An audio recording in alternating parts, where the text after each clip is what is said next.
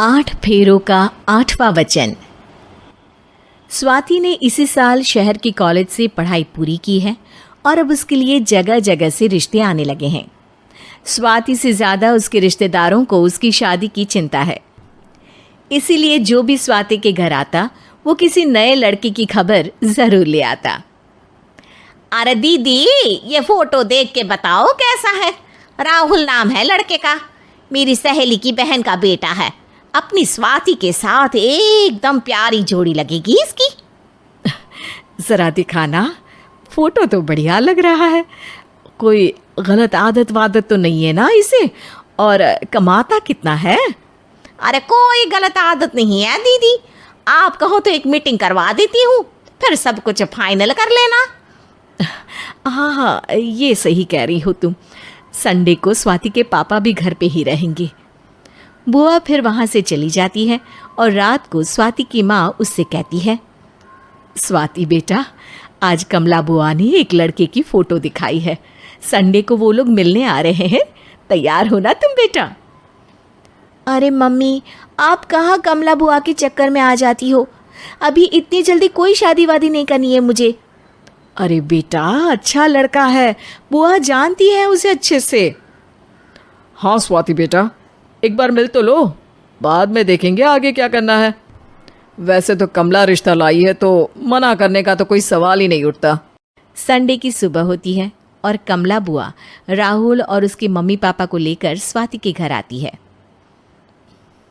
अरे आइए आइए भाभी, इसे अपना ही घर समझिए। इनसे मिलिए, ये मेरे भैया और ये मेरी भाभी हैं। नमस्ते भाभी जी, ये है हमारा लड़का राहुल, सरकारी नौकरी की तैयारी कर रहा है ये। वैसे आपकी बेटी कहाँ है? अरे स्वाति बेटा, बाहर आ जाओ। वैसे कितनी पढ़ाई की है स्वाति ने? जी, पोस्ट ग्रेजुएट है हमारी बेटी साइंस में। ये सब तो ठीक है, पर घर संभालना जानती है या नहीं? हमें कौन सी इससे नौकरी करवानी है, नौकरी तो मेरा बेटा करेगा ही। पर मैंने इतनी पढ़ाई की है और आप चाहती हैं कि मैं घर पर ही बैठी रहूं? अरे स्वाति बेटा, ये बड़ों की बात में तुम कहाँ बोल पड़ी? हम सब देख लेंगे क्या करना है क्या नहीं। हम तो इसी बात पर विश्वास करते हैं कि घर के लड़कियां घर में ही रहे तो ज़्यादा अच्छा रहता है, वरना भाई साहब आप तो आजकल के हाल जानते ही हैं, कितनी घटनाएं होने लगी हैं औरतों के खिलाफ। स्वाति बेटा, रसोई का काम तो पूरा जानती हो ना? शादी के बाद तुम्हें ही संभालना है वो सब। अरे बहुत अच्छा खाना बनाती है ये, आप सब लोग इसकी तारीफ करते नहीं थकेंगे। लो भाई, हो गई मीटिंग, अब शादी की तारीख फाइनल कर लेते हैं, क्यों भैया? भाई हम तो पंडित जी से चर्चा करने के बाद ही तारीख फाइनल करेंगे, सालों से हम उनकी बातें मानते हुए आ रहे हैं। लड़के वाले और कमला बुआ की बातें सुनकर स्वाति एकदम नाराज़ हो जाती है और उसे लगने लगता है कि शादी के बाद उसे घर पर ही बैठना पड़ेगा। लेकिन घर वालों के आगे उसकी एक नहीं चलती और उसे शादी के लिए हाँ कहना पड़ता है। शादी का दिन आ जाता है और सब मंडप में जमा होते हैं।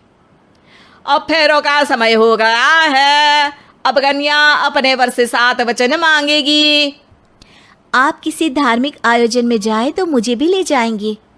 आप मेरे माता पिता का भी बराबरी से सम्मान करेंगे, हमेशा मेरा साथ निभाएंगे।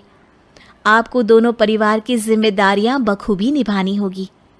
हर ज़रूरी बात में मेरी भी राय लेंगे। आप सभी गलत आदतों से दूर रहेंगे। आप मेरे अलावा किसी और औरत से कोई गलत संबंध नहीं बांधेंगे। ये 7 वचन पूरे हुए, वर क्या तुम्हें ये सारे वचन मंजूर है?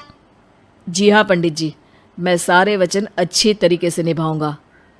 अरे वाह वाह, बढ़िया तरीके से सब काम संपन्न हो गया। तो इसी के साथ विवाह संपन्न हुआ और आज से ये दोनों पति पत्नी हुए। 1 मिनट पंडित जी, अभी एक वचन लेना बाकी है। अब कौन सा वचन है बेटा? मैं अब हमेशा के लिए किसी दूसरे घर में जाने वाली हूँ, तो पति के अलावा मैं अपने सास ससुर से भी एक वचन लेना चाहूँगी। अब कहो बेटी। मैं ये चाहती हूँ कि मुझ पर किसी बात की कोई पाबंदी नहीं लगाई जाएगी। मुझे सब कुछ करने की आज़ादी होगी और मैं भी विश्वास दिलाती हूँ कि मैं एक अच्छी बहू बन के दिखाऊंगी। स्वाति की बात सुनकर उसके सास ससुर एकदम चौंक जाते हैं और कुछ बोल नहीं पाते कि उतने में कमला बुआ बोल पड़ती है। अरे बेटा, ये भी कोई कहने की बात है? रानी बन के रहोगी तुम तो। वचन देने से पहले सोच लीजिए, क्योंकि शास्त्रों में वचन ना निभाने वालों के लिए नरक से भी बदतर सजा लिखी है। स्वाति की चालाकी से वहां मौजूद सब लोग प्रभावित हो जाते हैं और लोगों में बदनामी ना हो जाए, इस कारण स्वाति के सास ससुर को उसे वचन देना पड़ता है। और कैसी अपशकुन वाली बातें कर रहे हैं आप पंडित जी? हमें मंजूर है बेटा तुम्हारी शर्त। स्वाति अपनी समझदारी से अपनी बात अपने ससुराल वालों से मनवा लेती है और खुशी खुशी राहुल से शादी कर लेती है। अब से हर शादी में मैं खुद 8 वचन दिलवाऊंगा। ओम मंगलम मंगलम मंगलम।